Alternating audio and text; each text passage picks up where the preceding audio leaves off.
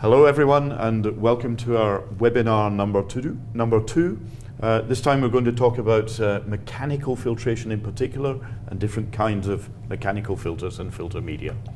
Yeah, so welcome back. I hope you enjoyed the quick teaser, and this is where we really start with the detail and the nitty-gritty of what of our experience in the industry. Both me and Mike have been in the aquarium industry for many years. This is old Mike, 43 years and above in the aquarium industry, and I'm young Mike, which is 25 years in the aquarium industry. So we won't talk about age, we'll just refer to our aquarium industry experience. So this is session 2, and in session 2 we are really looking at some of the detail of filtration and particle removal in particular, because that's a vital part of filtration, and we're going into the detail of media filtration. But just quickly to go through those sessions, we always start off with get your pyramid right. And we've already made an introduction to this one, but teaser. The most important thing is get those hydraulics right. Yep. And then everything else will work well. Yeah, and the hydraulics comes from in-exhibit hydraulics and piping hydraulics and filtration hydraulics, which all leads to a optimal performance. If you don't get the hydraulics right, then your pyramid is upside down and a little bit unbalanced, and you end up using more chemicals than you need and also more water replacement than you need. So stick to the left-hand side.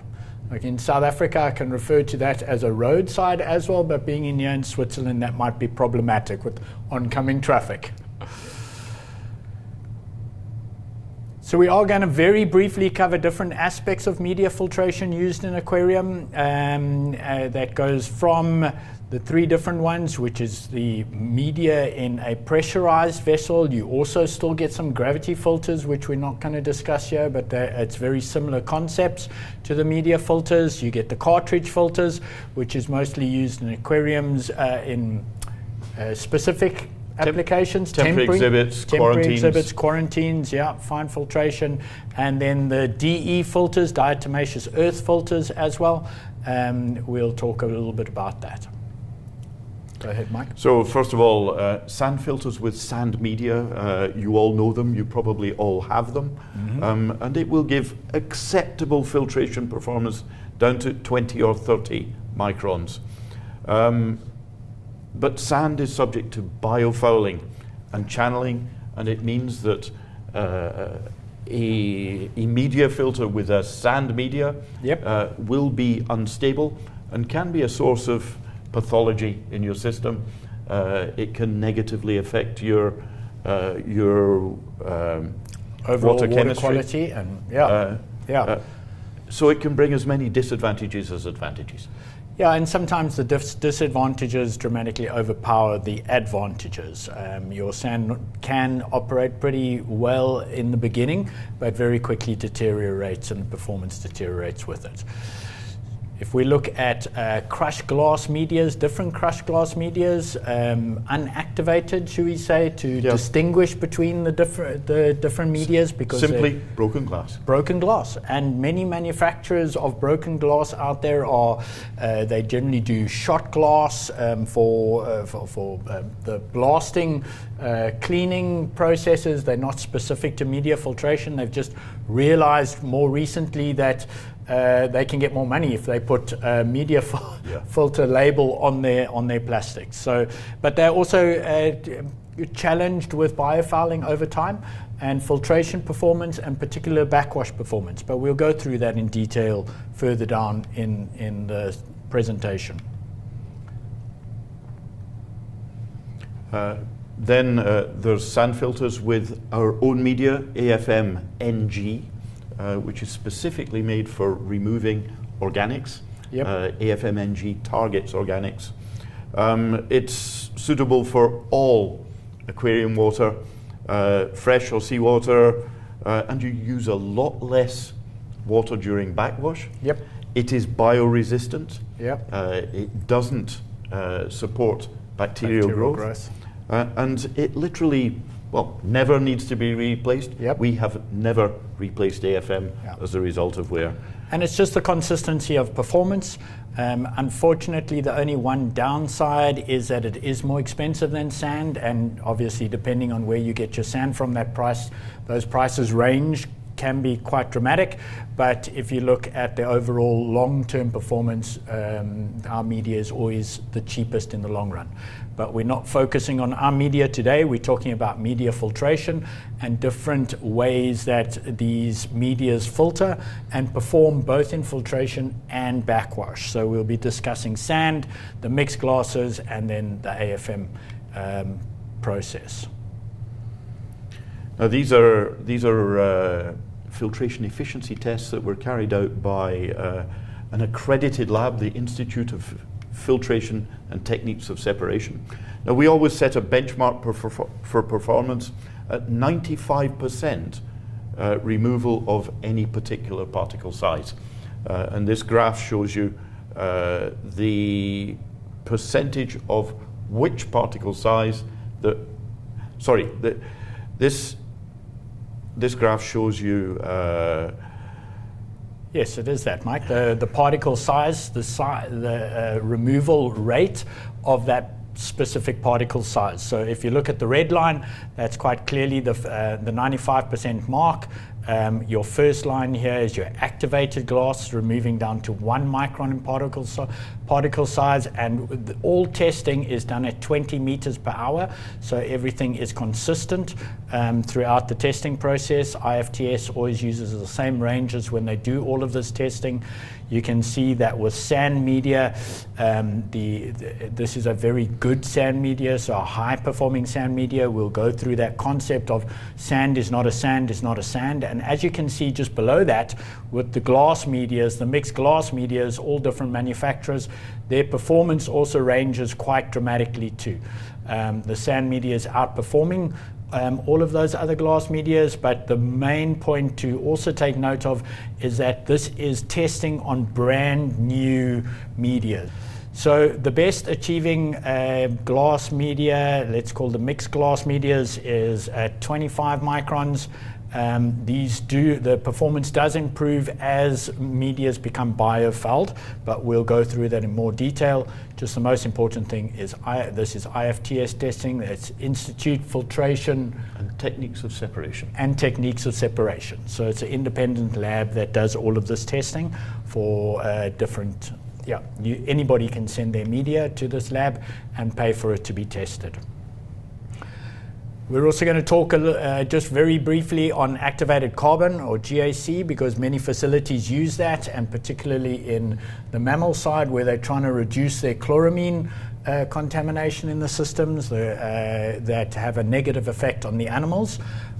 So we would always recommend, if GAC is required, and of course we come from a background of prevention is better than cure, so theoretically we don't like to use the carbon, because for us that's you're trying to cure a current problem, which in some instances is needed. But please always use the coconut-based GAC, because other GACs tend to have a higher metal or specifically iron content, which can also contribute to the negative water quality aspects in your systems. Also, when considering using carbon in your systems, if you're not using a separate carbon filter, and we never recommend that, because a layer of carbon on top of your media is far better than a separate carbon filter, because it allows your chlorine is always consumed in your first 10 centimeters or 100 millimeters of water, so you actually don't need any more carbon than 10 centimeters. And anything over and above that can start to become biofouled and negatively affect your overall system performance and provide breeding sites for pathogens. Yep. So we recommend that these are used in a mixed bed. In a mixed bed. Carbon sitting on top of your filtration media. Yep, your selected filtration media. But remember that carbon expands a whole lot more than that media below, and you need enough headspace above your media to accommodate that extra expansion. We particularly recommend that you use a large grain size. Yep. Because it will expand a little bit less and it's a bit easier to manage. Yeah, I mean, I have lost carbon media out of a filter because of higher backwash rates and my media being too deep, and I lost a layer of carbon. So it's pretty standard out there, but just a point to take note of. And the carbon manufacturers always do have these graphs available so you can assess how much expansion you're going to get. And please take note of the temperature because it can have a big effect. If you just look at that 20 degrees temperature range there, it has a very big difference in expansion. What about anthracite? Yeah. Have you ever seen anthracite used in aquaria? Well, for me, anthracite was carbon. I always imagined it being the same, and only since joining Dryden have I realized that actually it's a very different material. And on top of that, there's two different kinds of anthracites. The anthracite H, which is often used as a carbon resource because it acts very much like carbon. It's got an open porosity, so it's not as porous as activated carbon, but it has an open porosity which helps to pull out contaminants. But that also means it's available for biological fouling and all of the negatives of the biological fouling aspect, which we'll go through in more detail later on. We do use anthracite N in very heavily loaded systems, Yep. Particularly those that have a lot of large particles, Yep. and it allows the filtering out of those large particles before the media below it is allowed to focus so on the fines. So it protects that media from being blinded by big particles, Yeah. and it allows it to do its job properly. Yeah. Quite useful for incoming seawater, Yep, where if you you're have filtering variations. groundwater. Yeah. But in a recirculation system, really, it has no part to play. Maybe in aquaculture. So Yes. aquaculture is somewhere where we're focusing into the future, Yeah. so that might be an aspect where we'll do. But yes, you're right. Mostly in seawater systems where you have a varying incoming quality, either because of storm surges or algal blooms, things like that, anthracite can play It a will role. extend your runtime between backwashes. That's correct, yeah. Very much so. So if we then go into media filtration and the detail around media filters, we really look at three vital processes in media filtration, right? It's not just a matter of catch some dirt. Yeah, and the most important thing, and people don't consider it as part of filtration, but it's very much part of filtration. Keep that water moving.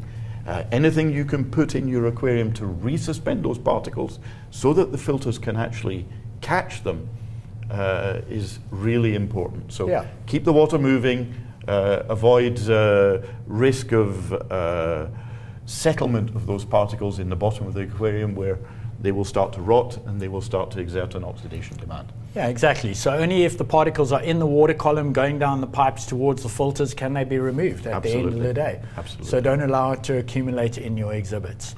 And then also focus on the efficiency of particle removal and the particular sizes that you're focusing on for a specific application. Like sometimes sea lions would be very different to clownfish, for instance. Yeah. So they each has its own particle removal efficiencies. But the most important is? Filtration velocity. Yes. The slower you filter, the higher your efficiency of fine particle removal. If you're filtering too fast, those fine particles will simply pass straight through your filter. And that becomes quite important in things like wastewater treatment or drinking water treatment. You see that a lot in those industries where they are focusing on fine particle removal. So you often find them operating at very slow flow rates from 15 meters per hour all the way down to 5 meters per hour. So aquariums, we generally operate at a much higher velocity, but we'll cover that in other presentations. However, whatever goes in has to come out. Has to come out. That's one of the most important things of filtration, is that whatever you're filtering out, you need to eject out of that filter at the end of the day. And that's where backwash velocities play a very big part in filtration. We will come back to this again and again and again. It is critical. It is critical. Just make sure that your backwash velocity is respected and is maintained. Yep. Like Mike said, we'll go into the details of why that is later on, but let's first look at different filtration mechanisms and how filters work.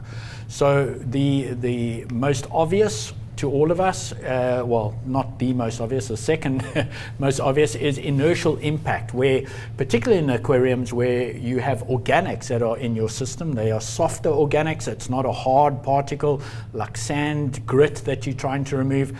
Those, as they're flowing through your filter, they will hit the surface of a sand molecule and be stuck there by inertial impact.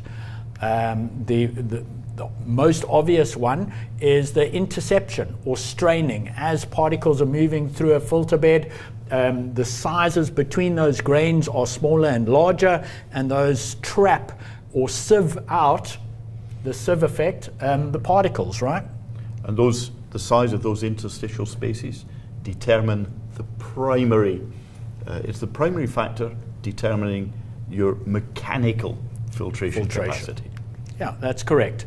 And then if we look at the slightly sideline processes that happen in all filters as well, is the sedimentation, where you have a vorticing area between the media, and you get the sedimentation of particles dropping out in a low velocity area between the media.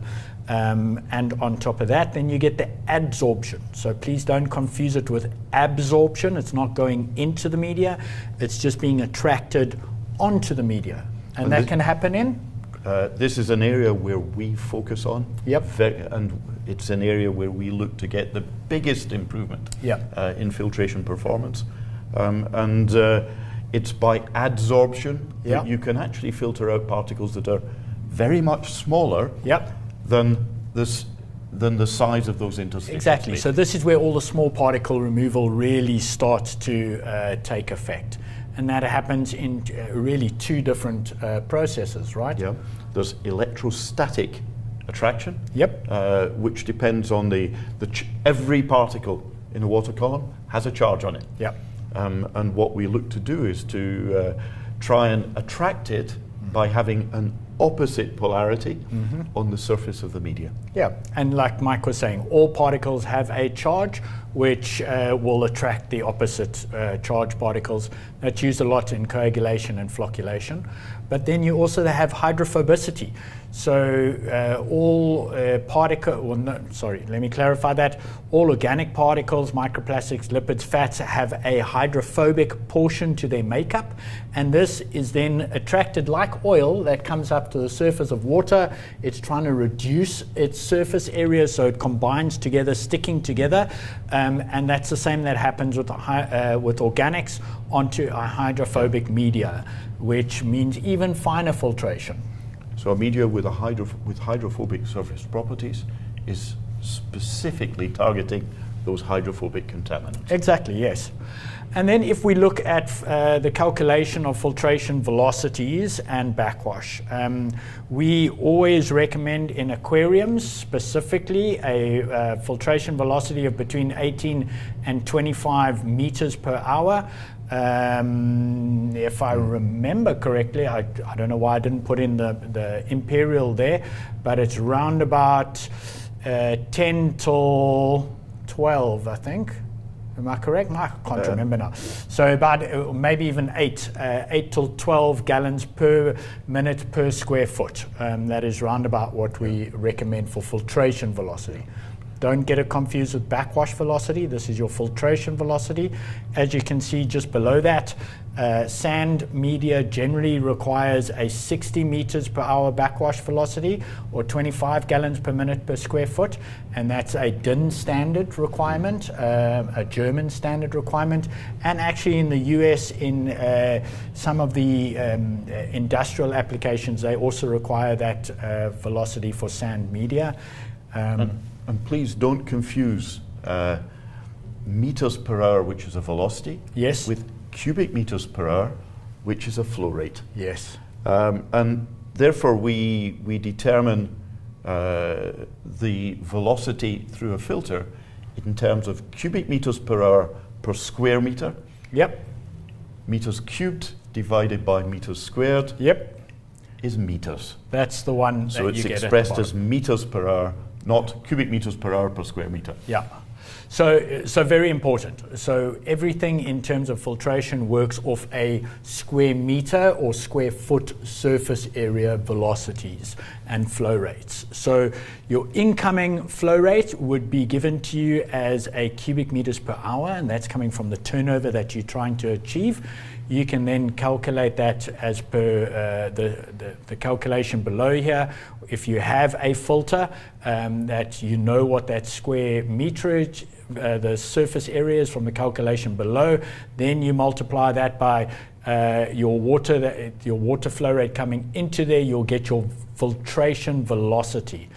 Working it backwards to what your filter should be bringing in, you multiply the filtration velocity by your square meterage, and that will tell you what your incoming flow rate should be.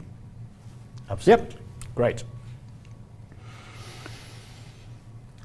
Right, here we can see 3 different sizes of filter, and you can see from the calculations at the bottom that a very small increase in diameter will give a huge increase in surface area. If you're looking at that 0.2 meters, square meters compared to the 0.4 square meters, that's a doubling in surface area at a very small difference in price. Absolutely. Yeah. And it's not worth economizing. It's not. Because that small filter will give much poorer performance, and it will have a much higher running cost because your pressure losses through it will be higher. And your filtration efficiency dramatically drops off, and Yes. we'll go through that in a few slides from now. So the nitty-gritty about filtration and filtration performance. If we look at why we talk so much about filtration velocities and that associated performance.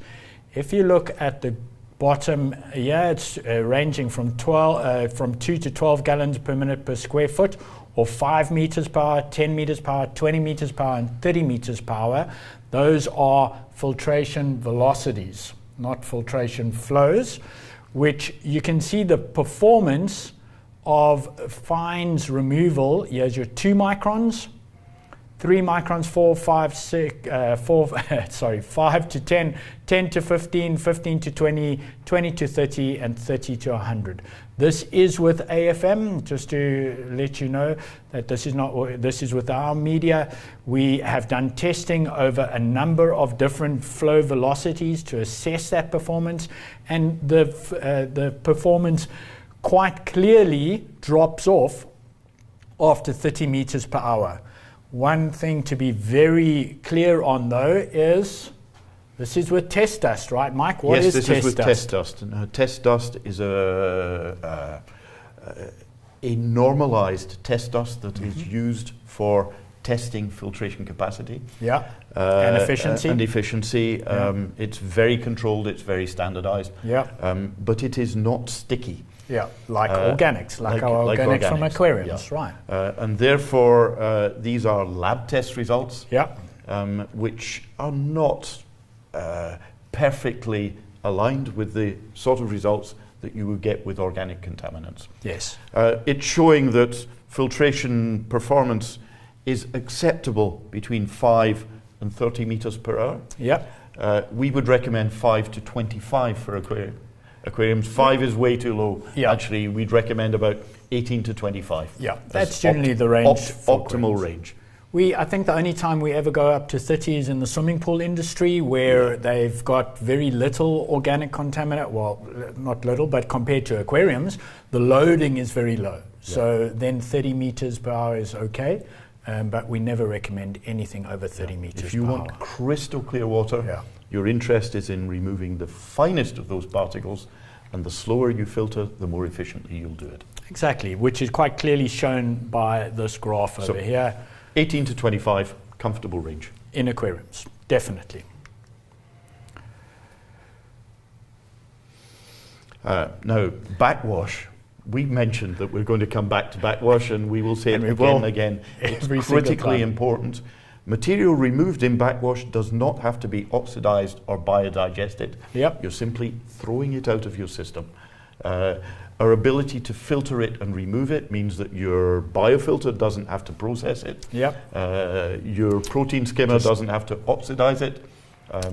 Very important. Your ozone doesn't need to work so hard, your chlorine doesn't need to work so hard. So you really, the main philosophy behind filtration is to catch as much as you can and eject everything that you've caught. If there's any residual in the filter, you will start to see the repercussions of that in the two pictures below. You can see the start of biological fouling, contamination on top of the media there, and it can get all the way as bad as this filter that's totally inundated, because over time the load just built.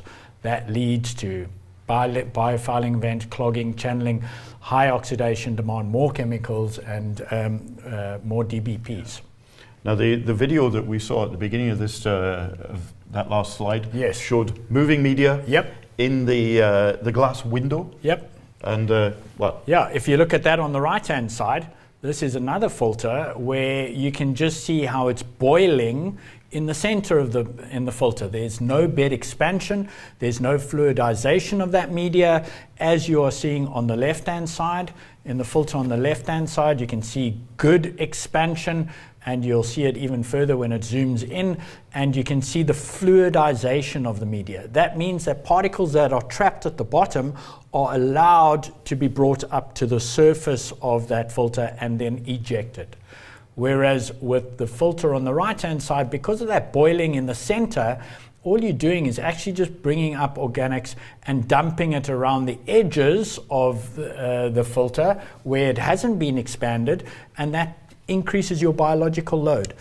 Yes, this is probably one of the worst filters we've ever seen in terms of performance, but the same happens is if your media in any filter is not being expanded and fluidized, you don't remove all of the organic waste.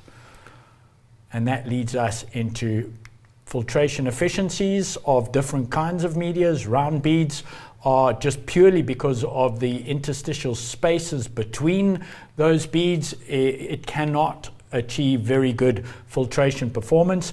They are excellent for backwashing though, Mike. They're really but they good. catch very little. So. They catch very little, so yes, of course. They've got to be good at backwashing.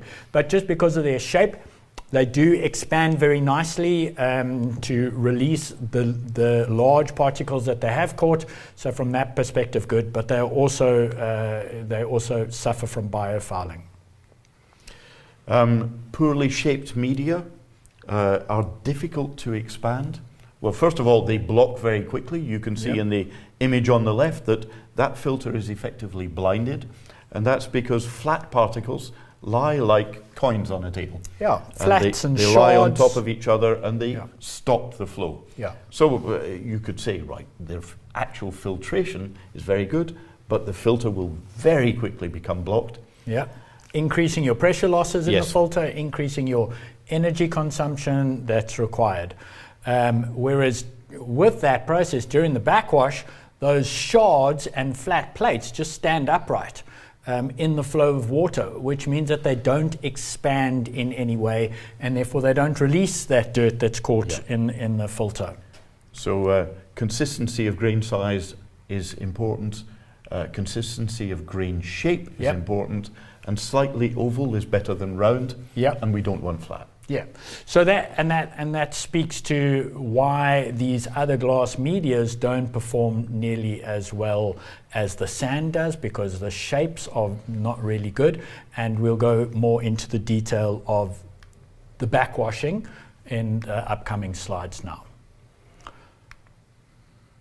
So just to go back to the point where sand is not a sand is not a sand, and coming from different mines can perform very, very differently. You can see here between the three different sand medias that have been tested, including zeolites, which is considered a sand media. Filters pretty well, but because of its biofouling capacity, it biofouls very, very fast, a lot faster than the sand medias, and therefore its performance drops off very quickly. And please don't read this as the performance of all German sands or all Dutch sands. Yeah. It just depends which hole in Germany that sand was dug out of. Yeah, and how careful they've been at grading that media. Yeah. Performance of every sand is different. Yeah, every sand. There you can see the performance there, 10, 15, and 20 microns.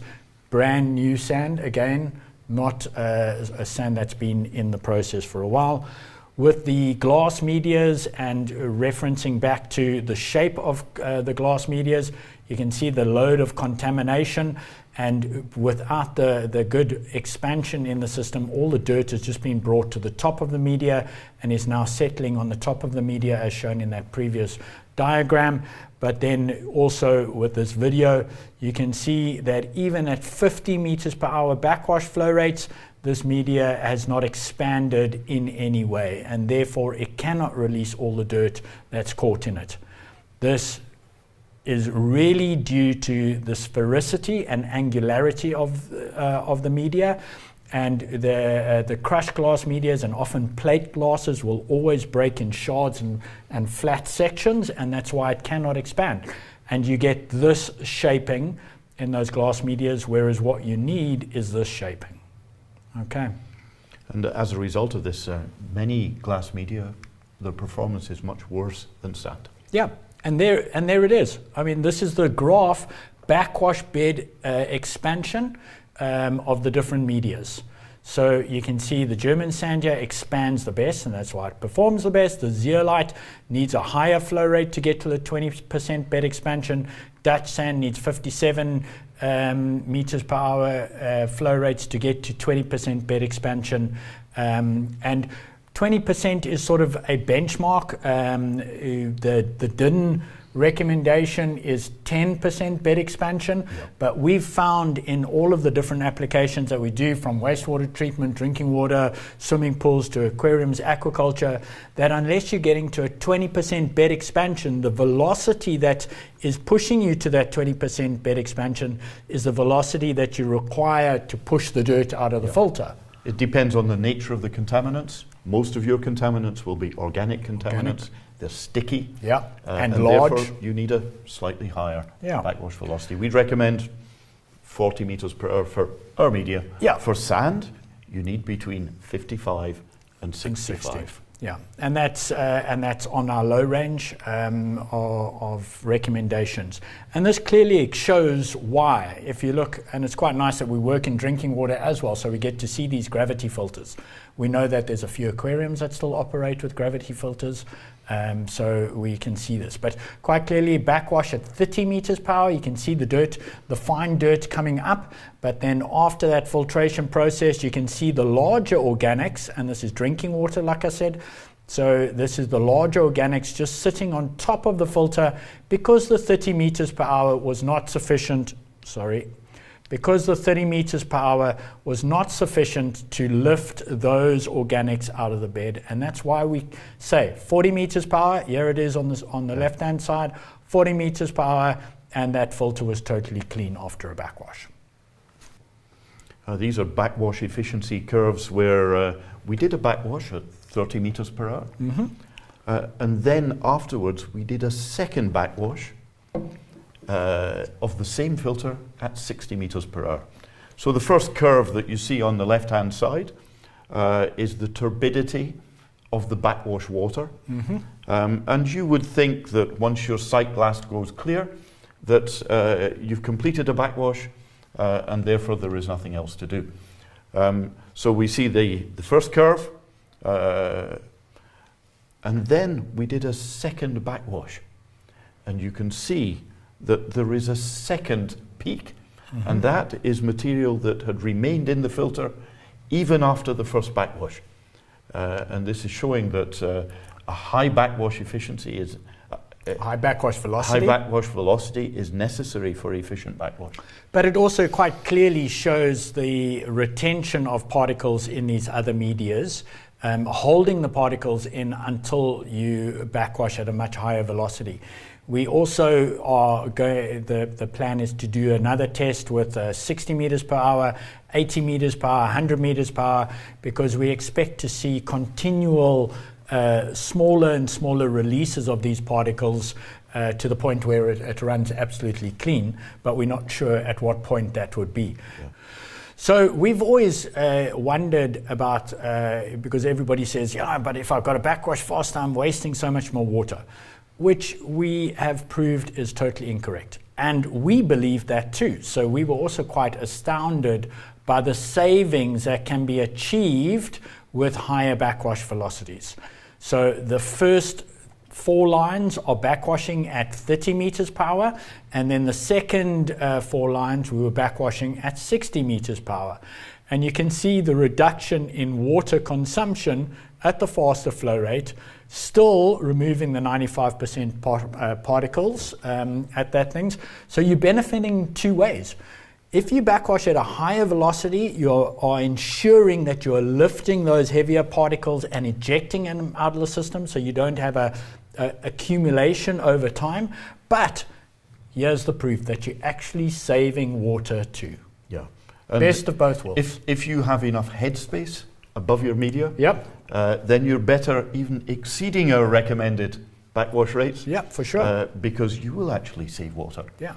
We also do many applications in metals removal, right? Yes. And there we definitely recommend a minimum of 50 meters per hour, but preferably 60 meter per hour backwash flow rates. So, and all medias have a bed expansion at different flow rates, and they can all be calculated in how much media you need in your filter to make sure you don't lose the media at the higher velocities. And it's the benefit of that sight glass that we saw in the previous slide. Never fit a system without a flow meter, never fit a filter without a sight glass, because otherwise you won't know how your media is behaving in backwash. Exactly. And again, backwash, be very aware of your temperature that you work in, because your expansion is quite different at your different temperatures. So your media expansion in Dubai will be very different to your media expansion up in Canada, the north of Canada.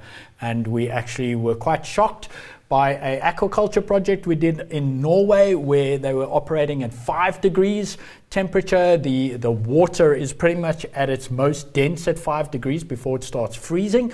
The bed expansion was a lot higher than what we actually expected. Yeah. You get a better backwash. You get a better backwash at a lower flow rate. Yeah. So tropical systems, be aware that you may need a very slightly higher backwash velocity in order to get efficient backwashing of your filters. To achieve the same at the end of the day. So that speaks to 30 degrees, 20 degrees, and 10 degrees. We are planning to do, because of our experience in Norway now, and we're doing a lot more in aquaculture, we are actually planning on doing testing at 5 degrees, 15 degrees. Those two are more important than the higher temperatures. So we are planning to do that too. I think that was quite a good and quick presentation. We hope we didn't go too quickly, but I think the main takeaways from this webinar series is what goes into your filter has to come out of your filter. And it all depends on your backwash velocities, and the media that you're using requires different operation criteria to perform properly. And design for backwash, not just for filtration. Yes. And make sure that your pipes are correctly dimensioned for that. And your pumps. Yeah, which leads us into the next webinar. So please join us for webinar number 3, where we'll be talking about the correct pipe sizing to achieve the velocities that you require in your system, and which will really help your overall system performance to be as efficient as possible, both in filtration and backwash processing. as usual, we are always available to you for any questions. Our email addresses are at the bottom there. We love to learn with you. We have learned a lot in our 2 long careers, but we also know that there's a lot more to learn in our in the rest of our careers, right? We hope to learn as much from you as hopefully you will from us. Yes, exactly. And just like we said about that Norway experience, that was quite an eye-opener for us. We have eye-openers all the time, and we love that learning experience. So going backwards and forwards with communication always facilitates that. Just to end off, please subscribe to all of our different channels. Our YouTube channel, we have a wastewater treatment channel, a swimming pool YouTube channel, and of course this aquarium and zoo channel. So please subscribe to those so you're always updated with the release of the next video series that we have. And then I'm definitely quite active on LinkedIn. Mike, not so much, but I do present things every now and then on there, and Facebook is not really my thing. However, we do have a Dryden Aqua Facebook account. So please subscribe to those. And for any further information, if you feel like you like to read a lot, we have got a lot of reading material on our downloads page, whether it is references to the facilities that we've got AFM in aquariums and zoos, or which I'm busy updating at the moment, or detailed information manuals on our products, also case studies, lots of different case studies out there. And experience in other industries where, if you have a particular contaminant and you want it removed, we may be able to help you. Yeah. So join us in this walk through the webinar series, and we hope you enjoyed it. And thank you very much for your time. Thank you.